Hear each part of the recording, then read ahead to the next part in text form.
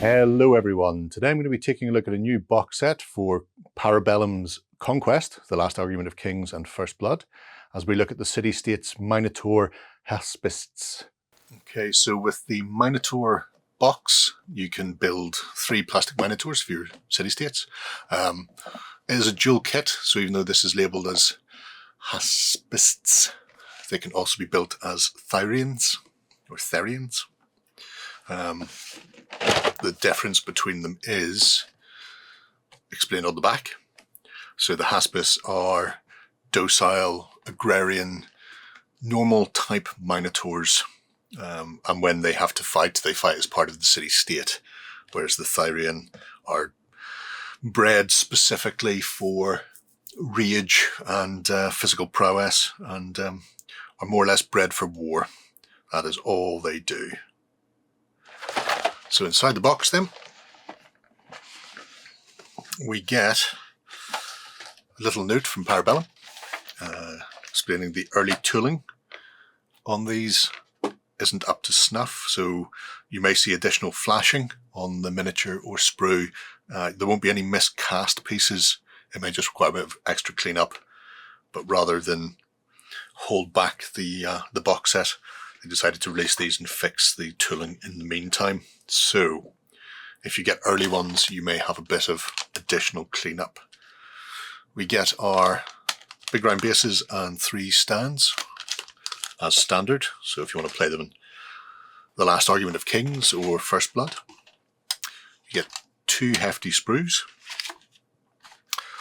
1 little tiny sprue,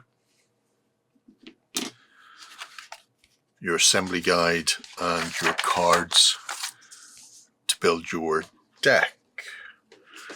So the Haspists, Thyreans, and the Conquest, Army Builder, and Living World card as well, if you're unaware of those. Taking a look at our sprues. As you can see, these are massive. We have 2 of our main bodies and a host of weaponry and additional armor pieces in here. So we've got our mixes of scale and overlapping armor on the shoulder pads, some just big chunky pieces here. Huge axes, massive shields. So depending whether you're building the Thyreans, they have 2-handed weapons used to break the line and count as heavy infantry, or the Haspists have got hand weapon and shield. They're a bit more of an anvil rather than a massive hammer.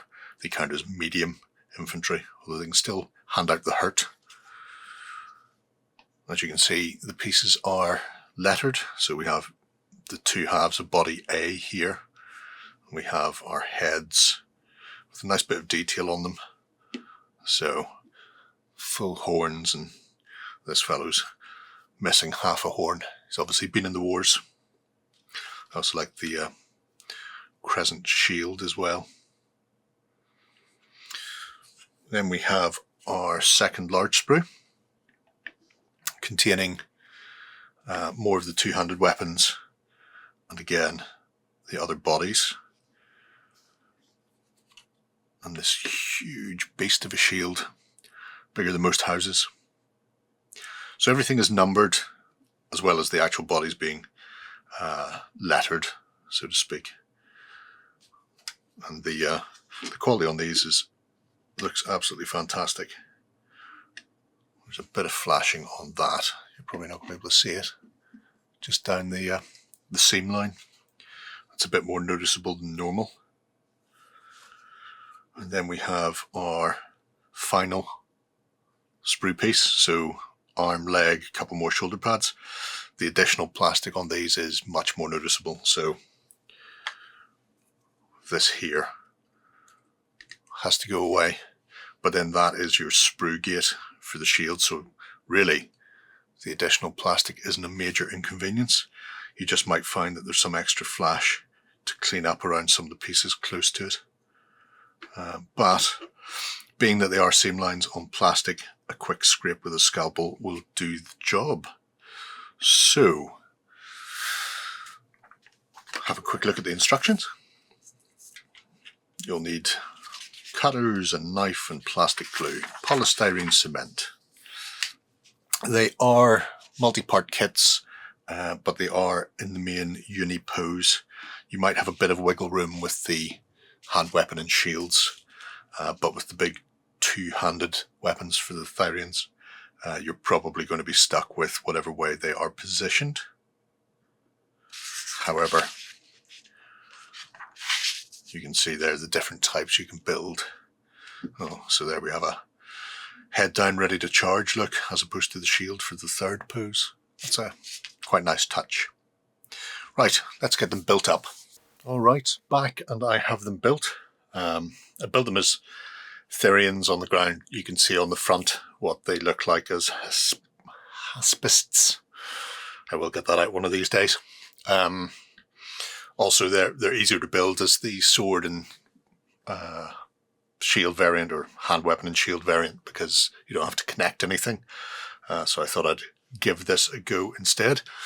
This is our tallest, so our completely upright Minotaur. He is, what's that? Just under 65 mil to the top of his head. Yeah, about 60 mil tall.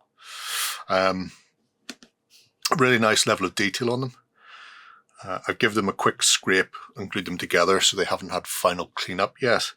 But the flashing wasn't too bad on these miniatures.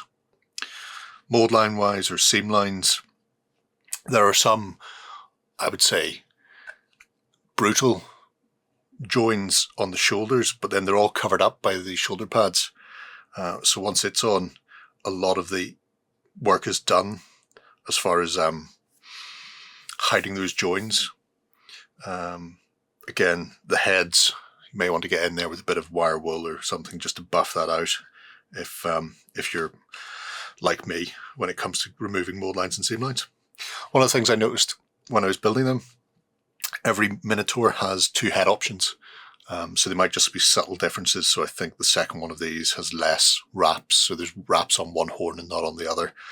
One of the other ones is screaming, and as opposed to having a closed mouth and a nose ring through. But absolutely stonkingly huge. This one here with the full cuirass, host of sort of armour slapped on them, and that wicked looking warhammer. Again, you can see this is our join line here, so it's relatively well masked. This side a bit more prominent, but I've still got to do final cleanup on it. But again, overall quite nice. Large sprue gate on the leg here, but it doesn't interfere with any detail, so it's not an issue as far as build and cleanup goes. You'll be able to clean that off without too many problems. Again, absolutely huge beast of a thing. And then we have our linebacker ready to just charge straight in there. This one had the biggest impact, so there was a sprue gate on this van brace, and it has studding around it. So because of the size of the sprue gate there's a little bit of detail that you'll either have to be careful cleaning up or you'll lose it. There's a slight softening on this side, but overall very nice. You can see I've still not cleaned off the sprue gate from the back here, but again, this doesn't interrupt any of the detail. The complicated assembly of this one has the most visible lines, if that makes sense. So where the musculature meets is going to be a gap, and again on the neck here. However, once primed, that's mostly going to be hidden. And again, these shoulder guards, the pauldrons, cover up the crisscross glue joints, so it masks that. These are actually in two pieces. With all of the shoulder pads, I would suggest put them on first and then glue the head in, because in some places like this one, there's like a divot under that ear. So you don't want to have the head on and then try to be pushing it in case you run into any issues there. But again, really nice models, really another step up in quality, and these are absolutely insanely large. Where's my druid for scale? I always like using a druid for scale. I mean, they are monstrous. Absolutely fantastic sculpts. So there we have it. These are my Thyrean Minotaurs. But don't forget, you can also build them as Haspists for either Last Argument of Kings or First Blood. There we go, folks. That's a whole lot of bull. The Haspists or the Thyreans. Two very distinct builds. Really nice models and absolutely enormous. People will know you've come to town when they rock up on the battlefield. Great sculpts, and I really like the aesthetic. They're chunky boys. Isn't that what the internet says these days? So they're not the lean, go to the gym 9 to 5, 3 days a week type of thing. They are very much just massive bulls, huge, stocky, brutal. Faces, nice that you have the option. I have to say, on some of them, the options are so subtle, I didn't really realize that they were two distinct types. Some of them looked almost identical, but it is a cow face, so I'm not sure how much difference you can get into a cow face. You know, to each their own. The Thyreans are obviously going to be a big part of our army on the tabletop, but the Haspists also have a really good role to play and can be used as auxiliary units to attach to hoplites and some of the light troops that will be coming out down the line. So multi-uses with this box. Beyond mainstay units, you can also have them as specialists or auxilia. But let me know what you think below. Until next time, bye-bye. Go ahead and check out our other content on screen now. And while you're at it, why not hit subscribe and remember to ding our dong. Go on, you know you want to click it. Go on.